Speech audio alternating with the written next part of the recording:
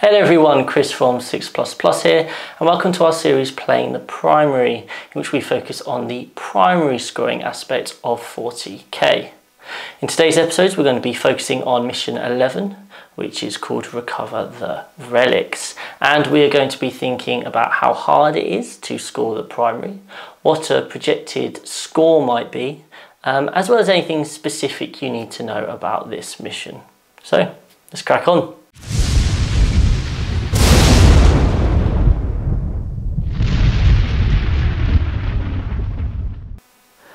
Recover the Relic is a 6 objective mission in a hammer and anvil style long ways deployment. You score 4 points for holding one objective, 4 points for holding 2, and of course 4 points for holding more than your opponent. The mission tertiary is based around kill points, in which you score 1 point for each enemy unit you kill in the battle round, up to 3. Finally, you only get your CP for the turn if you hold an objective in no man's land, which can impact plans for CP expenditure in the opening turn, especially if you go second. So how easy is it to score on this mission?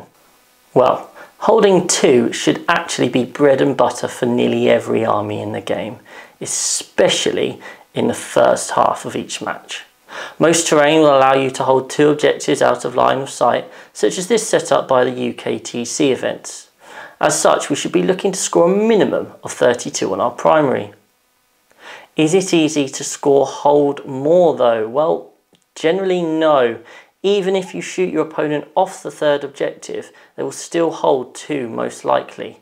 As such, it's important to not go beyond your means to try and kill the enemy on an objective, or steal one with no means of holding it for a turn, as you will gain nothing, but of course, most likely lose something.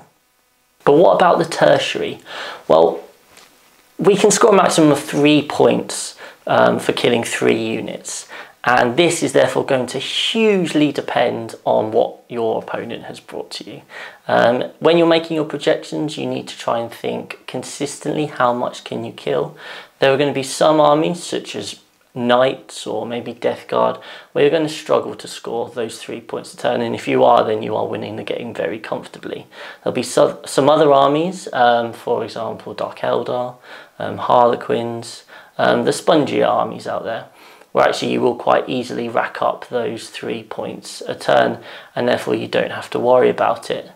If we take on average that you are hopefully killing 2 units a turn, that will score you 10 points, won't it, as an extra for your primary. The only thing you'll have to think about is, especially if you go first in that first turn, are you able to kill something? Most terrain probably won't allow you to, if your opponent has hidden well.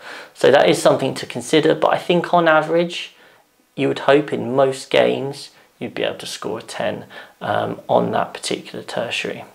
So how does that shape up our projection? Well, it means that we should be comfortably scoring 40 points at a minimum in this game. You just have to hold 2 objectives to score your 8 points a turn, so that gets you 32. And if you kill 8 units over the course of the game, that gets you 8 points, so that gets you to 40. So where are we going to get those extra points from? Well, in some games you're going to quite comfortably max out the tertiary, and you're going to score kind of upwards of 10, closer to 15 points on there. You can try and get 1 hold more as the game goes on.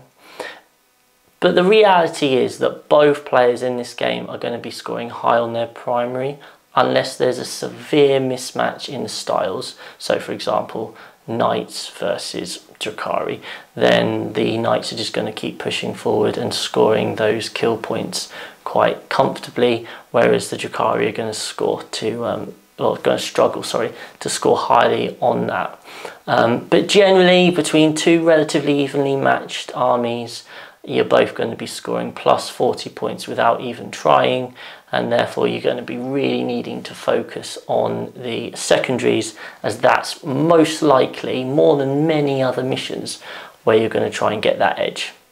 So are there any situations where this projection isn't going to go according to plan? Well, there are some armies out there which can cause problems. Blood Angels are one. they're so fast moving. If they have the terrain to help support them, they'll be in your lines turn 2.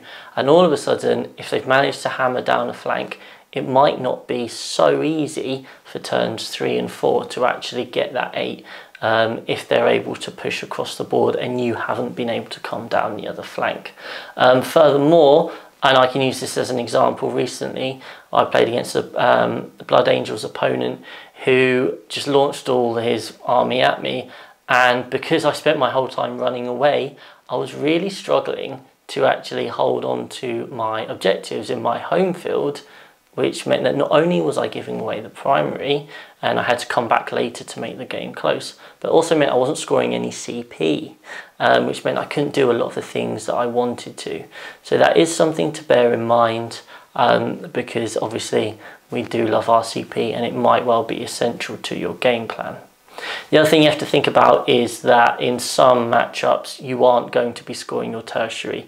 You're going to really struggle. So I know with my Harlequins, if I play into knights, I kind of suck at killing knights, and it means that I'm going to really struggle to catch up. So therefore I know that I'm going to have to try and outscore them on the secondaries, because I'm not going to be able to get the kill points, whereas they almost certainly are, because my game plan often revolves around putting stuff in their deployment zone for them to kill, unfortunately.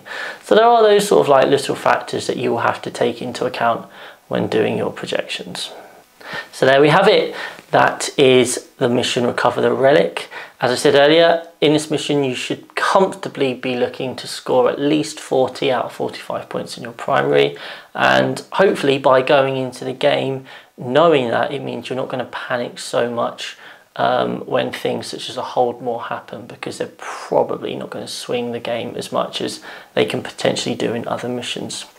The plan is to cover all of the missions currently out there, so if you haven't already, please give us a like and a subscribe, and then you can catch the content as it comes out.